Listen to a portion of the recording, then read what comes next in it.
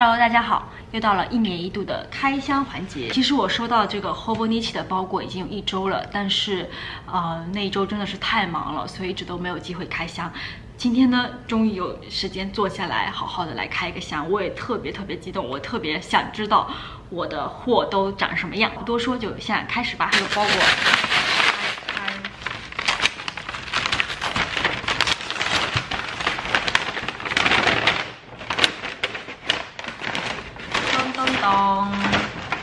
哇哦！然后今年是20周年的一个纪念日的样子。它这边写的是 Hobonichi 2021。好，那我们现在就来看一下我2021年的手账，还有手账周边都买了些什么吧。噔噔噔噔，就是其实打开以后都是这个样子，因为它，我记得我去年做的2020年它是一个绿色的盒子，那2021年它是这样子的一个柠檬黄的颜色，我特别喜欢。画画也说的特别好，他说 You write your jaw as you move your hand. The lines start running. With the running lines, our mind sprint. Handwriting means letting your mind take off. 我觉得这段话就每年其实这段话就都不一样，然后我觉得这段话也讲得特别好，就是其实你在书写过程中，就是让你的大脑的一些想法抒发出来的一个过程。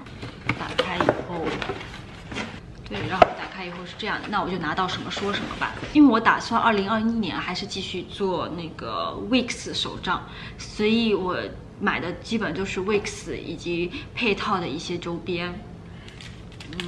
这个不用说，这个就是非常中规中矩的，他们家的那个透明的这个书衣，因为我不想破坏掉它原来就是外面那个书衣的那个样子，所以我就买了一个透明的书衣。它就是长这样，这就是我全部买的东西。那我就先讲一下我的手账吧。手账本呢，大家也看到，就是这个阿童木封面的。来拆开一下，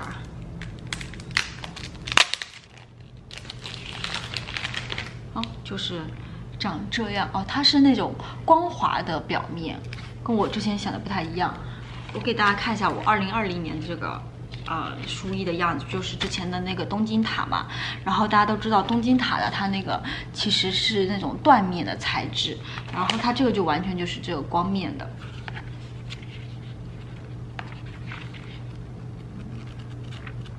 我觉得内容其实跟之前的没有什么太大的区别。它这有个这样的一个小卡片，写的是 Astro Boy， 就是阿童木的意思。然后这个其实我也都没有，就是真的把它粘在这个角落过，因为它粘在角落就是你可以在里面再塞点什么东西啊这种的，但我一直都没有用到这个功能吧。一个这种的说明的一个宣传的东西吧。其实我觉得好像也没有什么，我其实都没有用过它这个。他讲的手账的40个使用方法都在这里面，就是21年的这个手账本，以及它的我买的一个书衣，我可以现在就给它塞起来。然后这也是里面2条这样的绳子，可以固定那个你要去的页面，这样子。然后它正面是这种阿童木，然后它背面就是有一个铁腕什么的，就是它背面也是就有着字的，所以它这样子的一个感觉我是蛮喜欢的，它就是自成一体的这个样子。其实我当时在挑Wix 的手账本的时候，其实还蛮纠结的。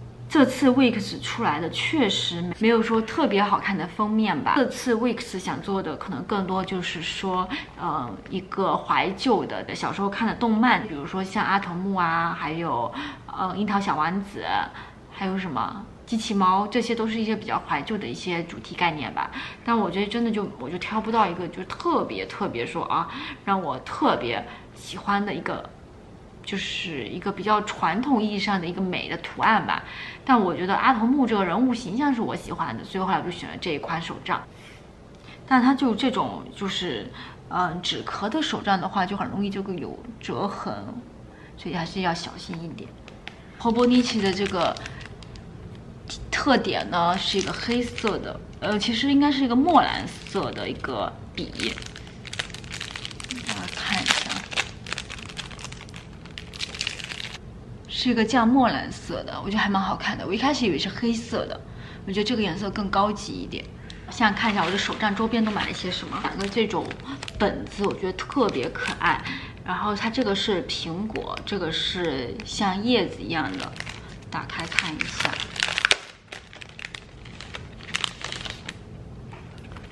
因为我当时看到它里面的那个图案也是这种叶子的，我觉得特别好看。然后这个里面是一个苹果，上面站了一只小猫，我当时也觉得特别好看。然后这个主要是它可以这样插在这个手账本里，你要用的时候你就可以这样子，撕下来啊，或者作为便签啊什么，我觉得就可以跟着手账本就很方便。这个就是 index， 它这有1到12个月，就是你方便检索你每一个月份的所在的位置。然后因为我之前也买了那种纸质的这种 index， 今年想换一下，3个都买了，这3个颜色，还买了3版这个 kit， 这应该叫什么 kita 吗？就是这种便签的，我觉得这个颜色也超好看，是这样子的。哇，这个比我想象要小哎。就这种小的这种圆点的，然后能够放在手账本里的，我买了3组，有一个是这种色系的，有白的，还有青色，还有这种紫罗兰色。然后第2个就是这种比较亮的，有蓝色，还有绿色和这种柠檬绿。第3个就是这种比较偏红色系的这种。柠檬黄啊、橙色啊、大红色这种颜色，我买了这样3组，就它每一份有5张的样子，色系是一样的，只是一个小版的，一个是大版的这样子。我还买了一个这个，也是放在就是你本子里面，就是日期那个位置，你可以标识出来。然后还有一个这个阿童木的纸板。哦，它这上面真的是晃瞎眼的感觉，特别亮，就还蛮薄的，比我想的要薄。因为我之前的板子是这种颜色的，然后比我想象薄了一点。最后一个是这个，其实是最贵的一个产品，是它那个这个上面有刻度的这个时间的印章，因为我当时想说买了它以后呢，就可以更好的去做那种时间轴的一个图形，一个划分吧，但确实蛮贵，这个好像就要$10左右吧。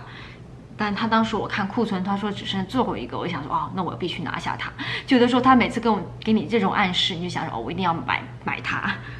这就是我这次买的所有东西啦，我打算大家展示一下，就是我所有的2021的买的 Hobonichi 的东西，我就稍微对比一下，这个是21年的，这个是20年的。20年的它当时我们是从11月25号开始的嘛，然后这个21年的它是从11月30号开始的，所以基本上就是12一个整月都在这里面。